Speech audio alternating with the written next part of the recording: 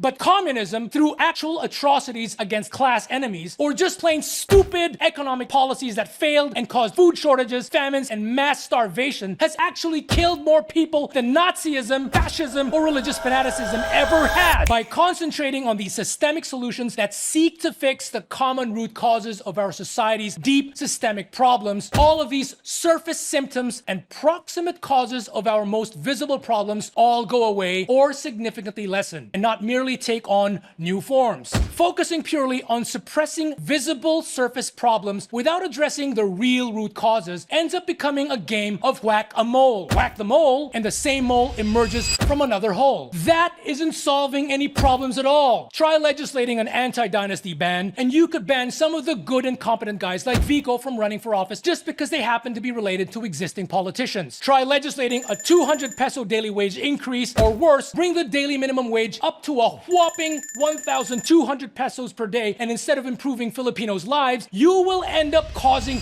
major price increases and inflation, and even worse, cause lots of businesses who cannot afford to pay such wages to their staff to close down or lay off employees, causing massive unemployment, making things way worse for the very people you claim you are trying to help. Folks, stop just scratching the surface. Dig deeper. I don't care if these surface symptom-suppressing band-aid solutions have all the best intentions backing them up. After all, communism started off with all kinds of altruistic good intentions. But communism, through actual atrocities against class enemies, or just plain stupid economic policies that failed and caused food shortages, famines, and mass starvation, has actually killed more people than Nazism, fascism, or religious fanaticism ever has. Good intentions don't mean anything if the end results all point towards economic ruin and much greater suffering for the vast majority of people in a society. Only real root cause analysis and deep and systemic problem solving is the way to go. That is, if we are truly serious about solving our country's real problems. Look guys, I sincerely wish all Filipinos had much higher wages. But how will legislating massive impractical wage hikes help if companies end up closing down and people get laid off because the companies, especially micro, small, and medium-sized enterprises, cannot cope with sudden higher costs brought about by the very high minimum wages? The best way forward is to have more jobs by attracting and inviting so many more quality companies to come in and create quality, high-paying jobs for our people. Get rid of those 60-40 and other anti-foreign investment restrictions in the Constitution. Allow legitimate international companies and financiers to more easily come in and create more jobs. That